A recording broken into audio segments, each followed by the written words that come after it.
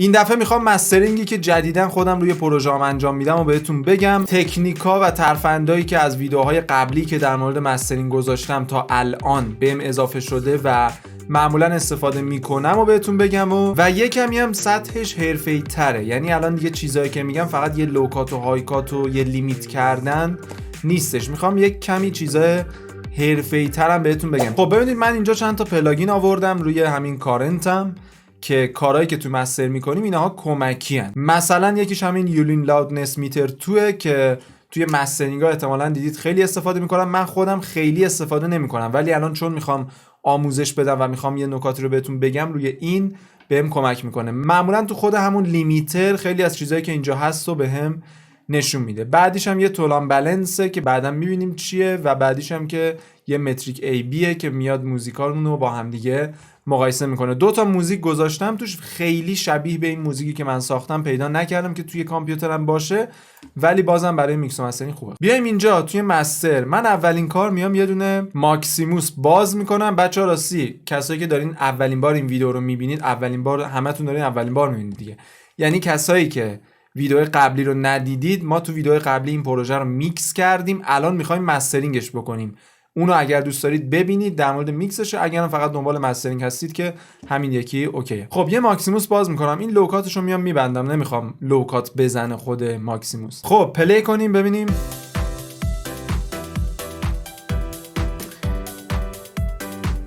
میبینید که پیک خیلی نداره، یعنی کی کمه که انقدر پیک طبیعیه. یعنی ما اینو توی مستر اوکی دیگه لازم نیست برگردیم تو میکس پیکی بگیریم و اینها. حالا من میام روی هر کدوم از باندام به طور جداگانه تمرکز میکنم و بررسیشون میکنم ببینم چیزی به ذهنم میرسه یا نه. اول میام روی لو، از اینجا میتونیم لو رو یکم مید بکنیم ولی خیلی این کارو نمیکنم چون الان دیگه توی این عصر موزیکا اگر دقت کنید فرکانس‌های لوشون خیلی مید نیستش، یعنی بیسا هم دیگه یه کمی سایدن. پس من نمیام اینو دیگه اینطوری بکنم. الان همین حدود 22%، همین حدودا، یک کم. میایم روی باند بعدی، باند میدمون، یعنی فرکانس‌های مید، و ببینیم که اینجا چه خبره.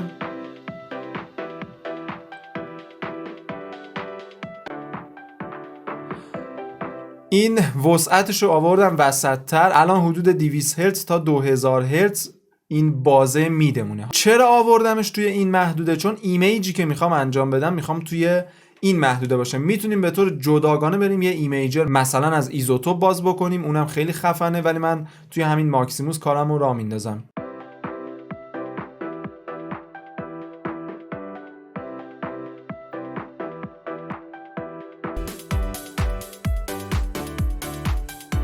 میبینید که صدا خیلی وایدتر میشه و حجمش بیشتر میشه. کسایی که میگین موزیکم حجم نداره، یکی از دلیلاش میتونه این باشه. شما میتونید این فرکانسای مید و رو به لو مید ببینید، همین بازه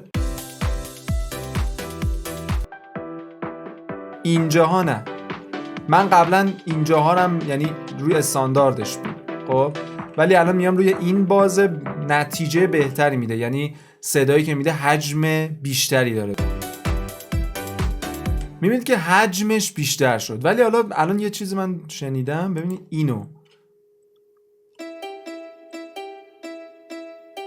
اینو ما میتونیم بیایم با همین استریو شیپر اینطوری کنیم.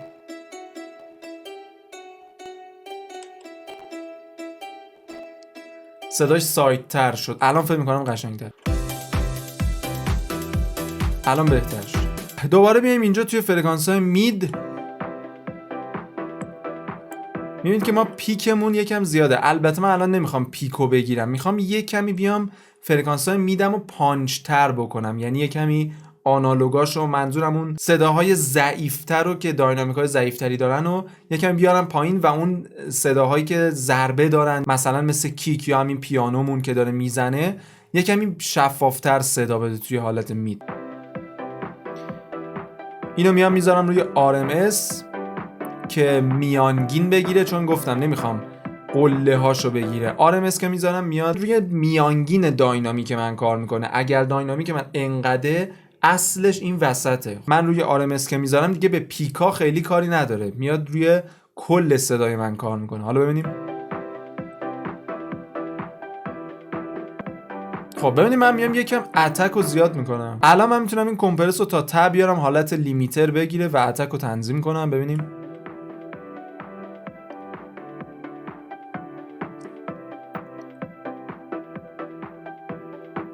میبینید که الان چقدر پانچ شده. حالا بعدش میگردونم به حالت اول.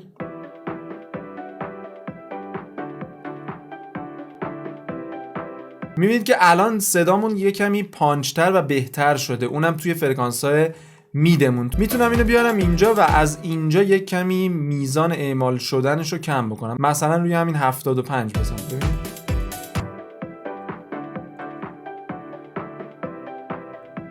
الان فکر میکنم خوبه. روی هایمون الان کار نمیکنم، بعدا بهش میرسیم. بیایم توی مستر،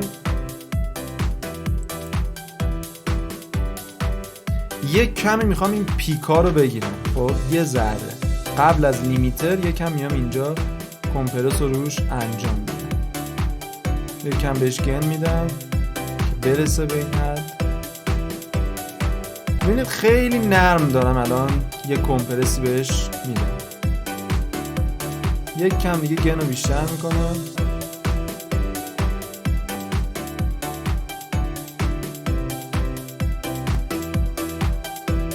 بعد از این میام و ببین اوزون 9 توی پلاگیناش یه پلاگین داره اکسایتر، این میاد شفافتر میکنه فرکانس‌های شما رو. من اینا رو توی یک آموزشی دیدم و امتحان کردم، خیلی جواب داد و از اون وقت دیگه معمولا انجام میدم. ببینید میایم روی فرکانس 10 کیلوهرتز به بالا، اوکی، روی حالت مید 10 کیلوهرتز ها، پایین ترش یه کمی فرکانس ها کثیفه. ببینید اینجاها ما با اینجا کار نداریم، اونم روی حالت مید. میام یک کمی بهش اکسایتر میدم. ببینید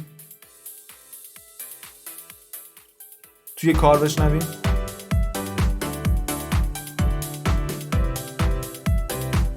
همین حدود خوبه.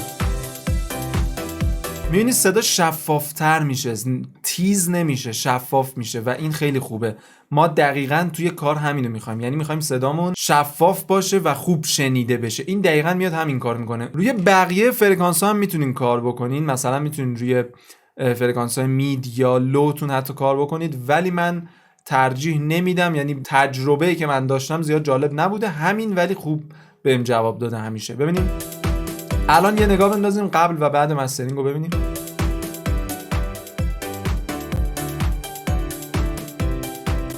میبینید با اینکه ولوم دقیقاً همونقدر صدا خیلی بهتر شده، حجم بیشتری گرفته، شفافتر شده و وایدتر شده. معمولا لیمیتر برای آخره، یعنی ما آخرین مرحله لیمیتر رو میذاریم، ولی من میام از الان لیمیتر رو میذارم، چون بعد از اینکه لیمیت میکنم خیلی چیزا رو تازه متوجه میشم.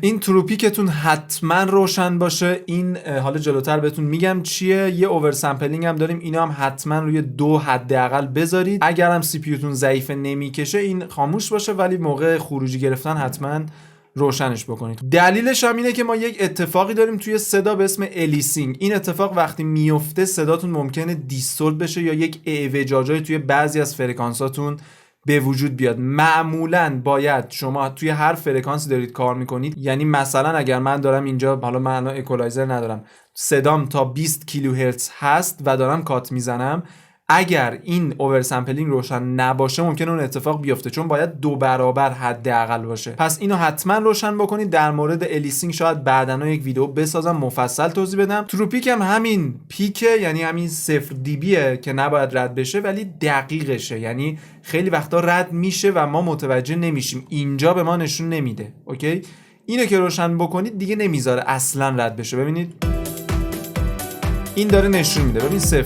الان من اینو خاموش کنم، میبینی که رد شد، مثبت 0.3 دی بی رد شد. اوکی، اینو که میزنم دیگه تضمینی رد نمیشه. اینو دقیقاً توی این پلاگین هم اگر بیایم بهمون نشون میده. ببین اینه.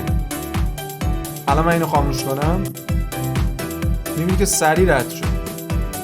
اگر اینو بردارم چی؟ ببین راحت رفت 3 رفت 4 8. پس میبینید که چقدر همین اوور سامپلینگ به تنهایی، ببین الان تا 8 رفت دیگه. الان من روشنش کردم، حالا ببین دیگه از 1 هم رد نمیشه. اگر این تروپیک رو هم روشن چرا 2 هم شد. اگر این تروپیک رو روشن بکنم دیگه کلا رد نمیشه. پس این دوتا گزینه خیلی مهمه. ببینید ما LUFS که تو این کار داریم در این لحظه روی 9 8 اینها، میبینید خوبه، بد نیست. یعنی مثلا توی این سبک و توی این سبک موزیک این عدد خیلی قرار نیست بالا باشه، 5 6 قرار نرم باشه و اونطور، یعنی موزیک باید یه کمی آزادتر باشه، شل باشه، قرار نیست 0 بچسبه به تب و کامل لیمیت بشه. خب بیایم اینجا توی این نمونه هامون من گوش میکنم برای کپی رایت ولی حذف میکنم چون یوتیوب گیر میده.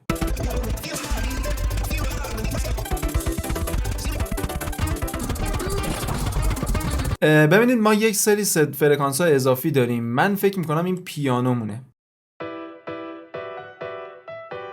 آره اول میام یه مولتی بند روش میذارم روی این بازا دیگه. من اینجاشو توضیح نمیدم، انجام میدم بعدن توضیح میدم.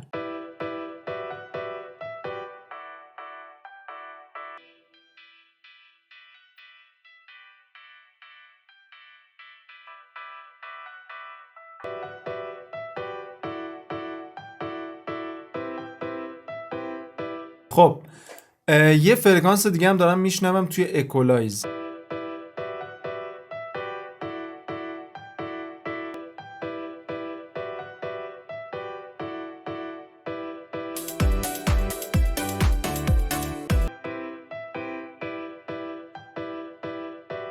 اینجا هم زیاده.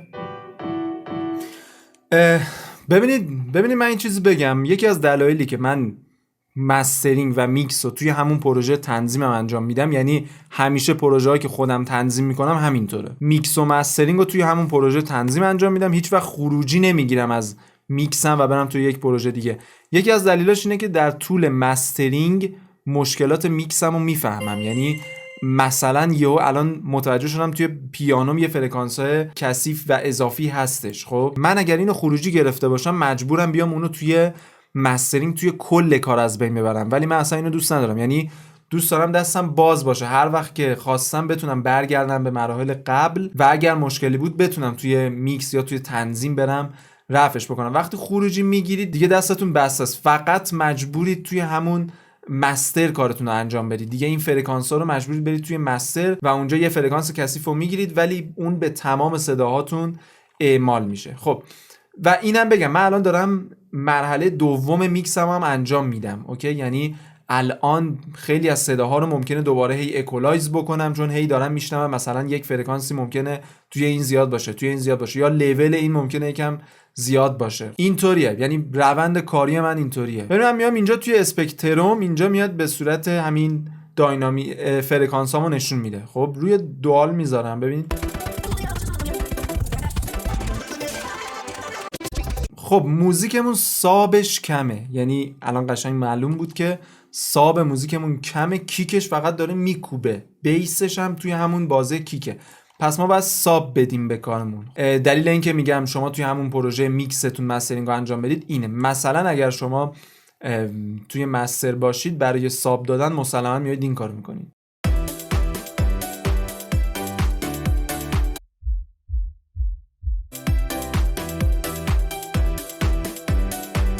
ولی من اصلا این کارو دوست ندارم، یعنی اصلا دوست ندارم اگر سابش کمه بیام توی مستر یه اکولایز باز بکنم فرکانس سابو افزایش بدم. من الان میام توی بیسم ببینم این چرا سابش کمه. این اصلا این فرکانس ها رو برای چی داره؟ خب ببین اصلا ساب نداره. ببین من چیزی که الان دارم احساس میکنم اینه که این اکتاوش بالاه. چرا؟ چون میبینی کجا داره بازی میکنه؟ سابش توی بازه بیسه. این اگر یه اکتاو بیاد پایین، من اگر اینجا بیام یه اکتاو اینو بیارم پایین، حالا ببین چی شد؟ حجم گرفت. اوکی. خب ببین من اینو میام خاموش میکنم، یه لیمیتر روش میذارم. الان خیلی بهتر شد. ببینید شما توی بیس معمولا نوت‌های پایینتون صداش بلنده، داینامیک‌های بلندی داره و نوت‌های بالاتون صداش پایین‌تره. پس حتما یا لیمیتر یا کمپرس، معمولا لیمیت بهتر جواب میده روی بیس. ببین دیگه همش روی 18. اگر اینو خاموش کنم الان خیلی بهتره. خب الان تو کار بشنویم.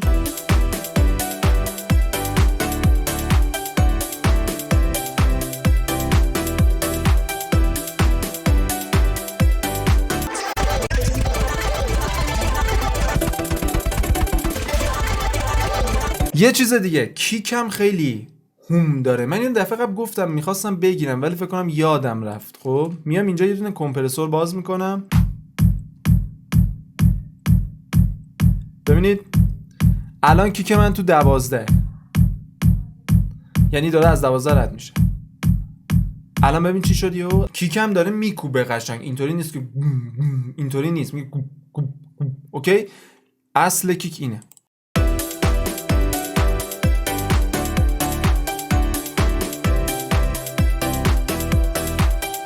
این صدامون هم احساس میکنم هنوز ما داریم مسترینگ انجام میدیم به حساب. ببینید همینطوریه ها، یعنی مسترینگ قرار نیست شما فقط توی این لاین مستر باشید اینجا یه پلاگین باز بکنید. مسترینگ اینطوریه، یعنی اگر من هی میرم موزیکای مشابه رو گوش میکنم، میبینم مثلا صدای اونا شفافتره یا فرکانس‌های میدشون کمتره، نمیام توی مستر یه دونه اکولایز باز بکنم فرکانس‌های میدو اینطوری بدم پایین یا مثلا حتی داینامیکی بدم پایین. چرا این کارو میکنم بعدن، ولی مثلا اینقدر اونم وقتی مجبورم، وقتی که دیگه روی تک تک صدام رفتم جداگانه کار کردم خوب شدم ولی بازم میبینم یه فرکانسی زیاده، خب اونو مثلا میشه کارش کرد. ولی اینکه شما کل کارو بیاین هی اکولایزر هی مولتی بند کمپرسور همه رو روی مستر درست بکنید، در نهایت نتیجه خوبی نمیده. حالا ببینیم. اوکی این از اینم همینطور.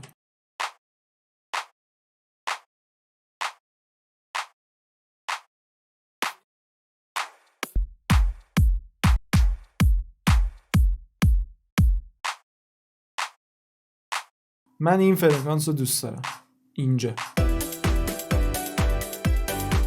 کیکم خیلی شفافه، نه بعد انقدر شفاف باشه. میام روی همین مستر کیکم یک کمی اینو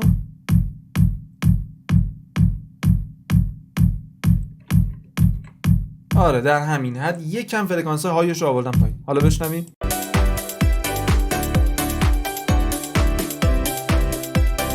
الان داره خوب صدا میده. یه فرکانس بمی هست توی لو مید مال یک کدوم از این صداهای، بعد پیداش کنم.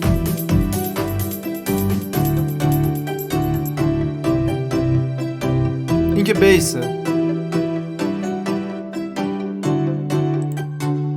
آها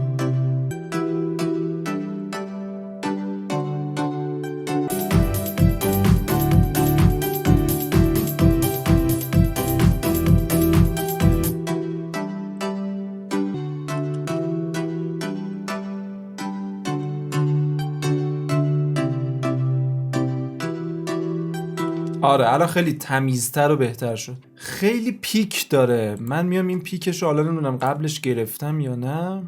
آره گرفتم ولی بازم داره. میام دوباره یه دونه لیمیتر باز میکنم.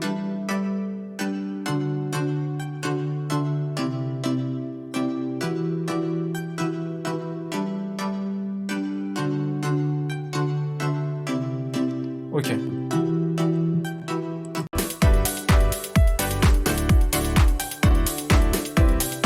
من فکر می‌کردم مسترینگ کوتاه‌تر بشه از میکسه، ولی مسترینگ هم مثل که خیلی طولانیه. خب ببینید من هنوز صدام اونطوری که میخوام نیست. اینو که اضافی باز کردیم اینو ببندیم. میام یه دونه مولتی بند کمپرسور میذارم. این حرکت معمولاً جواب میده برای من. یه دونه پریست داره این فاب فیلتر توی مسترینگش.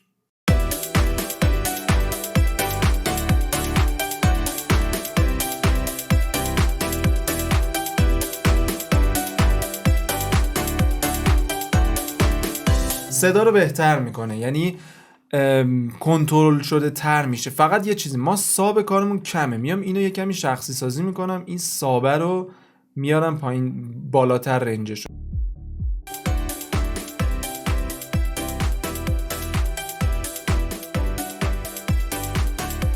میتونیم کمتر اعمالش بکنیم، مثلا همین 85% اینها. الان یه چیزای دیگه هم دارم میشنوم، صدای رایدمون زیاده، ببین.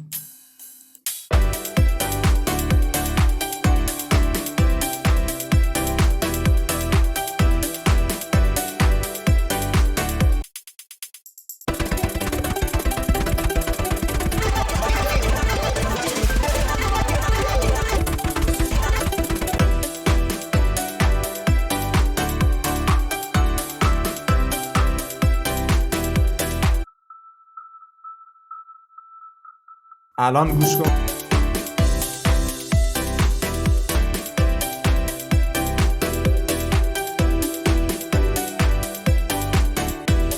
فکر کنم الان خیلی بهتر شد. این اکولایزر اومدم یه کمی بعضی فرکانس ها زیادی بود، این بازش هم فکر میکنم خیلی کارو کثیف کرده بود. ببینید من میام اینجا توی این تونال بالانس، اینو احتمالاً خیلیاتون بشناسید، اونایی هم که نمیشناسید. ببینید این یه لوله به ما داده، یا مثلا اینجا اومده چند تا گاید به ما داده، محدوده مشخص کرده توی 4 بازه فرکانسی مختلف. خب یا اینجا اومده همون لوله رو داده، میگه که صدای تو از این لوله نباید بالاتر بشه و باز نباید کمتر هم بشه، توی این لوله باشه خوبه. اوکی، این اومده یه میانگینی از موزیکایی که تو دنیا بوده، الان اومده روی این سبک. خب ولی مثلا میتونید سبکش هم تعیین بکنید یا خودتون موزیک بهش بدید. حالا همین دیفالتش اوکی. ببینیم توی این، ببینیم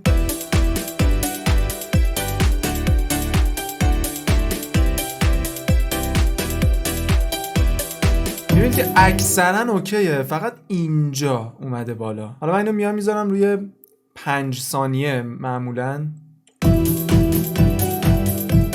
حالا بعد ببینیم این چی باعث میشه که این بزنه بالا. خب میام اینجا فکر میکنم این های هت ها، ببین اینا که خاموش شد درست شد. همین هایته اصل کاری. خب این یا ولومش زیاده یا یه فرکانسی داره.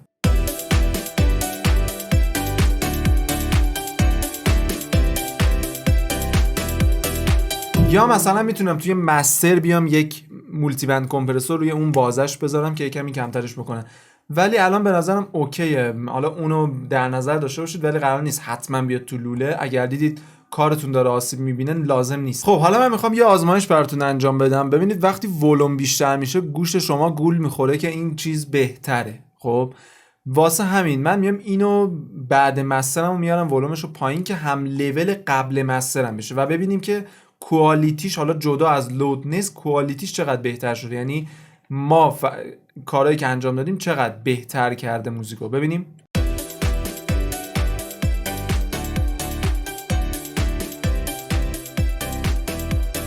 الان بعد از مستره، قبلش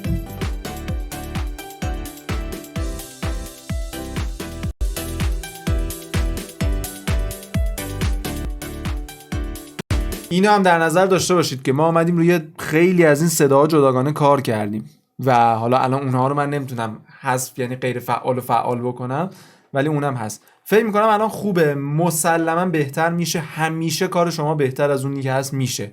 یعنی اگر شما بخواید یه کار رو بهترین حالتش رو بسازید تا آخر عمرتون اون کار رو نباید پخش بکنید، چون همیشه چه تو تنظیم چه توی میکس و مسترینگ جا هست که باز بهتر بشه. باید به یه حد قابل قبولی که رسید خوبه. البته که این کار بعد 1-2 بار هی مثلا بیام بشینم پاش گوش کنم، میکس و مسترینگ و اینهاشو چک بکنم، با اینکه ترک‌های کمی داره چون برای آموزش بود، ولی فکر الان حداقل به گوشم داره خوب میاد و چیزی هم نمیشنوم. کلیتش همین مراحل بود. من اومدم یکم فرکانسایی که به نظرم یکم کثیف‌تر بود و گرفتم، یه مولتی بند کمپرسور روش باز کردم. این همیشه جواب نمیده ولی اکثر مواقع برای من جواب میده. اومدم یکم میکسش هم کمتر کردم، تاثیرگذاریش کمتر شد.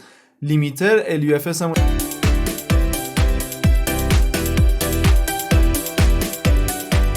خب ببینید اینطور که این داره نشون میده من تا 9 راحت میتونم اینو ببرم، 9 dB گین، یعنی میتونم راحت بهش بدم و هیچ مشکلی هم پیش نیاد. ولی مطمئن‌ترش روی همین 7 خورده ایه. خب آقا من الان داشتم ویدیو رو ادیت میکردم، دیدم یک مرحله رو یادم رفته، اونم لوکات و هایکات زدنه. من قبلا لوکات و هایکات رو همین اول میزنم، یعنی اولین مرحله، ولی جدیداً میام قبل از لیمیتر، یعنی جز مراحل آخر انجامش میدم. دلیلش هم اینه که ما بعضی از این فرآیندها رو که انجام میدیم، مثلا میایم پلاگین‌های مختلف باز میکنیم، ممکنه بعدش باز سیگنال‌های ناخواسته توی اون بازه به وجود بیاد، مثلا زیر 30 هرتز یا بالای 20000 هرتز ممکنه که باز یه فرکانسایی بعد از لوکات و هایکاتمون به وجود بیاد. به همین دلیل من اینو میام آخر میزنم. نمیخوام بگم درسته 100%، خیلی هم همون اول میزنم ولی زیاد فرقی نمیکنه. حالا یعنی شما اولا بزنید زیاد مشکلی نداره. من میام تو حدود 30 هرتز یک لوکات میزنم، معمولا توی همین 30 هرتز میزنم. خیلی حالا تو 40 هرتز هم میزنن که من زیاد پیشنهاد نمیکنم، چون شاید حتی شنیده نشه ولی تاثیرش رو میذاره روی فرکانس ها، چون شما دارید لوکات و هایکات که میزنید روی فقط این بازه نیست، داره روی این بازه هم یکم تاثیر میذاره. یا حتی میتونید مثلا از این لوکات استفاده کنید. حتما لازم نیستش که شیبش خیلی تند باشه. برای هایم من میام دیگه از 20 هرتز به 20 کیلو هرتز به بالا، حالا 18 کیلو هرتز خیلی هم میذارن، 16 کیلو هرتز میذارن، بستگی به سبک و موزیکتون داره. من چون الان سبکم الکترونیکه و میخوام فرکانس‌های بالا رو هم داشته باشم و موزیک انرژی داری هم هست حدوداً، میام توی همین حدود نزدیک 20 هرتز تنظیمش میکنم، 20 کیلو هرتز و اوکی. میتونین یه لحظه بیاین اینجا و اینو بذاریم مثلا روی ماکسیموم که ببینیم فرکانس های لومون رو بهتر نشون بده. ببینیم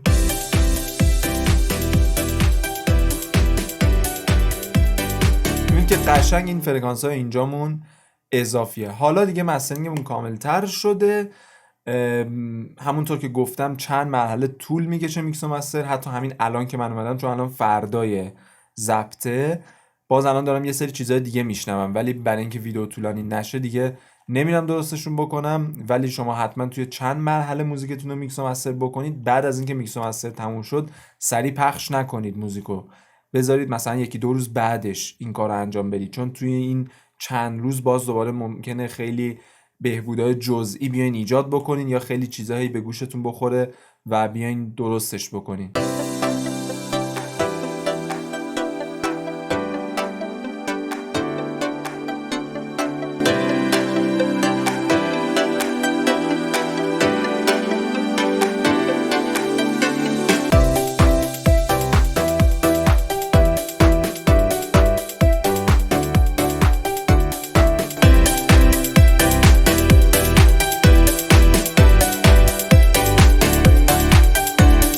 خیلی خب خوبه. بیشتر از این دیگه نمیخوام روش وقت بذارم، چون تا همین ویدیومون ضبطم رفت روی 1 ساعت. حالا برای شما احتمالاً 20 دقیقه 25 دقیقه باشه. یادتون باشه که مسترینگ خوب روی میکس خوب و میکس خوب روی تنظیم و پروداکشن خوب زده میشه. پس حواستون باشه که این مراحل رو درست انجام بدید. برای داشتن یک مسترینگ خوب میکستون رو بهتر بکنید و برای داشتن یک میکس خوب تنظیمتون رو بهتر بکنید. این باعث میشه که شما بتونید توی تمام این مراحل کیفیت خیلی خوبی بگیرید. دمتون گرم که این ویدیو رو دیدید. لایک و کامنت و سابسکرایب یادتون نره، حمایت بکنید و همین دیگه. تا ویدیو بعدی میبینمتون.